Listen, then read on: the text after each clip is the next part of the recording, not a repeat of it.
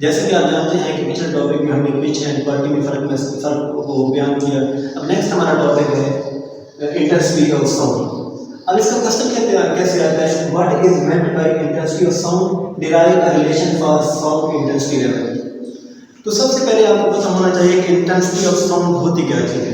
Intensity of sound energy passing per second through a unit area held perpendicular to the direction of sound waves is called intensity of sound। मिसाल के तौर पे कि अगर आपके पास एक यूनिट एरिया हो और उसमें एक सेकंड में कितनी साउंड की वेव्स गुजर रही है तो वो इंटेंसिटी होगा। असल में इंटेंसिटी को शिद्दत को कहते हैं। मिसाल के तौर पे अगर आपके पास एक ये है यूनिट एरिया, अब इस यूनिट एरिया में अब मेरी जो साउंड की वेव्स है उनकी डायरेक्शन ये वाली है। अब उन साउंड की वेव्स की डायरेक्शन के आगे मैं परपेंडिकुलर ऐसे एक यूनिट एरिया को लेता हूँ। अब मैं देखता हूँ कि इस यूनिट एरिया में एक सेकंड में मेरी साउंड की वेव्स की डायरेक्शन ये है। एक सेकंड में कितनी साउंड की वेव इसमें प्रोड्यूस होती हैं, सॉरी इसमें पास होती हैं, तो वो इसमें क्या होगा, इंटेंसिटी ऑफ साउंड।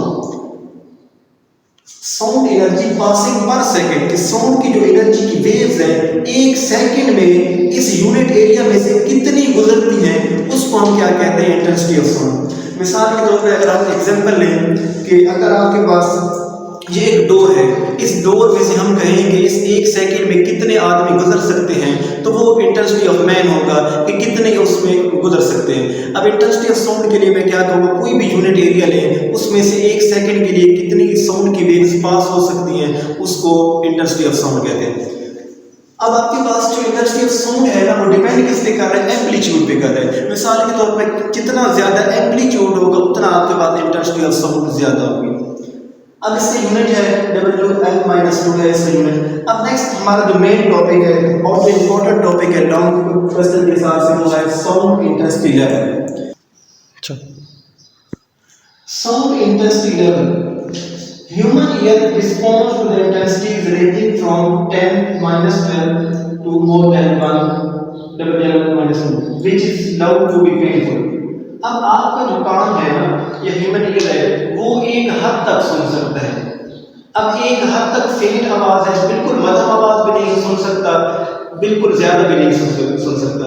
इसका रीजन ये है कि हमारा जो ईयर ड्रम है ना उसकी एक वो खास हद तक वाइब्रेट हो सकता है। अब उस फ्रीक्वेंसी से या उस रेंज से बहुत ज्यादा अगर आवाज आपके पास हो, साउंड की वेव्स हो तो वो भी नहीं सुन सकता, बिल्कुल मध्यम हो तो वो भी नहीं सुन सकता। तो ये आपके पास रेंज है 10⁻⁻12 से लेकर 1 WL-2 तक ये सुन सकते हैं। और ये आपके पास जो वैल्यू है ना ये which is loud to be painful, ये इतना आपके पास वैल्यू है कि हमें पेनफुल महसूस होने लगती है ये वाली आवाज। Intensity of faintest audible sound is 10⁻²। अब हम रेफरेंस के तौर पे फेंटेस्ट सबसे जो मध्यम आवाज है ना वो रेफरेंस के तौर पे 10⁻12 लेते हैं कि इतनी मध्यम आवाज हम सुन सकते हैं। इससे जो लो होगी ना वो इंसानी कान जो है कैच नहीं कर सकता या वो हमें सुनाई नहीं दे सकती। अब it is taken as reference intensity. अब ये जो है ना ये वाली वैल्यू 10⁻12 ये हम रेफरेंस के तौर पे लेते हैं, रेफरेंस इंटेंसिटी के तौर पे लेते हैं। अब आपके पास इसको क्या कहते हैं, कार्ड जीरो बेल। अब इसी इंटेंसिटी को जीरो बेल कहते हैं, a unit named after Alexander Graham Bell. अब ये एक साइंटिस्ट के नाम पे है ये यूनिट जीरो बेल जो है ग्राहम बेल के नाम पे। अब loudness of sound depend not only intensity of sound, ये जो लाउडनेस आपके पास है ना सिर्फ इंटेंसिटी ऑफ साउंड पे डिपेंड नहीं करती बट आल्सो फिजिकल कंडीशन होती है। लेकिन जो ह्यूमन की फिजिकल कंडीशन क्या है उस पे भी डिपेंड करती है।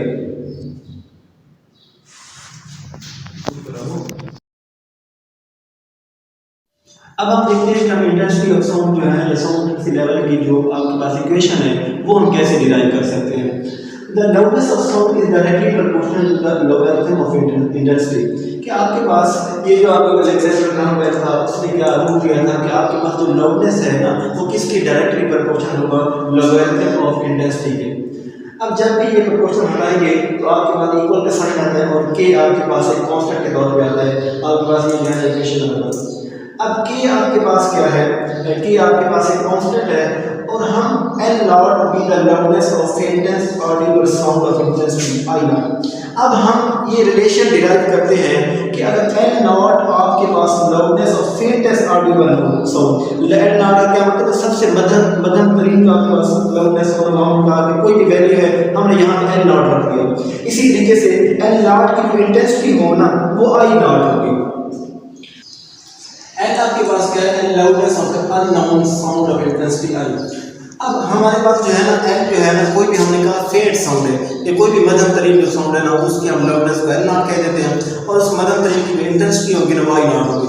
अब हम एक और अननोन साउंड लेते हैं, कोई भी साउंड है जिसकी हम लाउडनेस जो है ना वो एल रख देते हैं, इसी तरीके से उस साउंड की जो इंटेंसिटी होगी ना वो I होगी।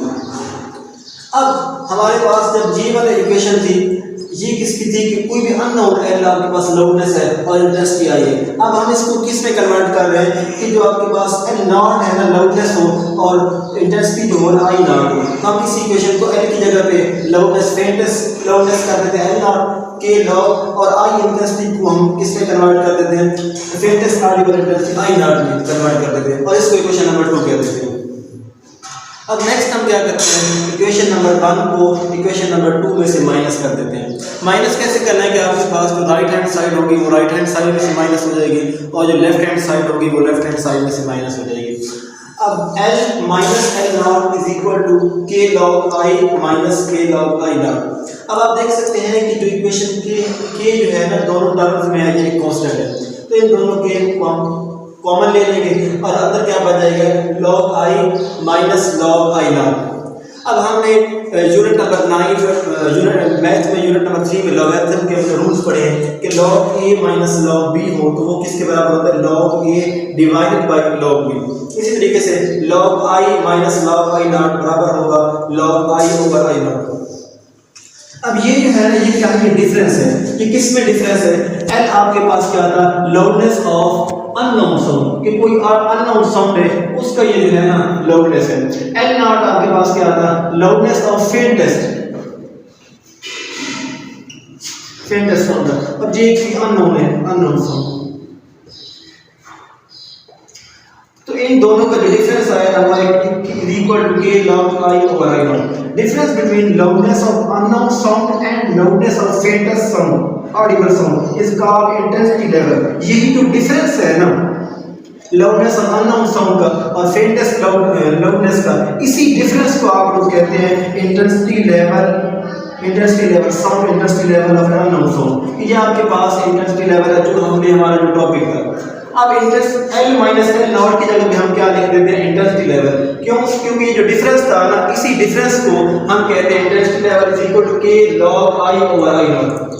अब हमारे पास जो कांस्टेंट है के, अगर हम इसी को के इज इक्वल टू 1 पुट कर देते हैं तो हमारे पास जो आ जाएगा के 1 के बराबर log I over I not.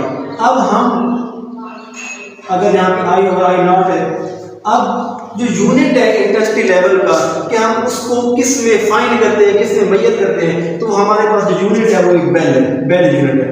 Bell is a large unit कि बेल जो आपके पास है ना एक लार्ज यूनिट है। अगर हम इसको स्मॉलेस्ट यूनिट में अगर फाइंड करना चाहते हैं इंटेंसिटी लेवल को तो हम डेसिबल यूज करते हैं, डेसिबल। अब इसका रिलेशन क्या है, जो 1 बेल होता है ना वो 10 डेसिबल के बराबर होता है। 1 bel is equal to 10 decibel.